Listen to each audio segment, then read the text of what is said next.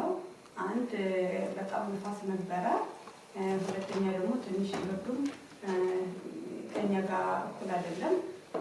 በዛ ላይ ደግሞ ትንሽ የስለው ነገር አለው ቦታው እና የነዚህ ተጠቃልሎ በጣም ንፋስ በጣም የሚያስቸገር ደግሞ ንፋስ ነው እና ንፋሱ እንደምንም ብዬ ከመጀመሪያም ቢሆን ተቋቁሜ ጨርሼዋለሁ። ግን በጣም ኃይለኛ ንፋስ ነው። በጣም እንደዚህ አይነት ንፋስ ብቻ አላውቅም። በብርድ ቦስተር ብቻ ነው 21 ግን እንደዚህ ንፋስ ፈታኝ አይደለም እሱ የነበረው። ያው ግን በጣም ፈታኝ ንፋስ ነበር።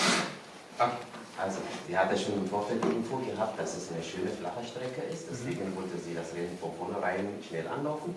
Allerdings war der Wind eine große Herausforderung und die Kälte, sagt sie, die ist schon mal 2021 in Boston gelaufen. Dort war es auch windig, aber gar nicht mit dem zu vergleichen, weil es hier extrem windig war. Das hat sie überrascht und deswegen war das dann ziemlich hart, aber sie hat am Velocid festgehalten und ist dann entsprechend auch schnell.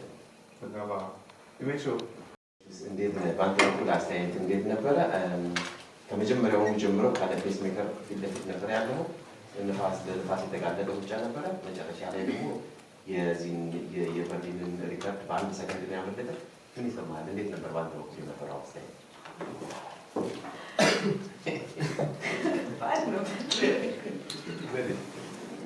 ውዱ ደስ ይላል። ከመጀመሪያ ጀምሮ ግን ብርድ እንደዚህ የኛ ሀገር ሙቀት በጥፋት ሙቀት ነው የኛ ሀገር። እዚህ ደግሞ ብርድ ስለሆነ በጣም ተገኝሮብናል።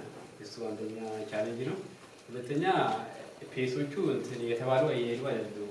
ከዛ እነሱን አይቼ ይሄ ነገር አዋጣኝም ብዬ በራሴ ወስኜ የሄድኩት ማለት ነው።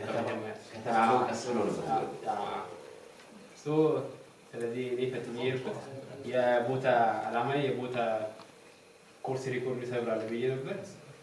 አልተፈቀደም እንደዛ ነው እና በተለይ ደግሞ ንፋሱ ነው በጣም ቻሌንጅ ያደረገኝ እንጂ በጣም ይሰበር ነበር የቦታ Der war natürlich auch am Anfang überrascht von dem Wind, extreme Windlage und aber auch die Kälte, sagt er, in Äthiopien, also in Addis Hochland, dort ist es ja nicht so kalt momentan. Deswegen hat er das nicht so erwartet und aufgrund des Profils von der Strecke hätte er erwartet, dass er den Streckenrekord brechen könnte. Ja. Also das war das Ziel. Ja. Der Liebergott hat es nicht gewollt, also hat es nicht gepasst. Aber das war dann die Herausforderung, das Gleiche, also Kälte und Wind. Ja.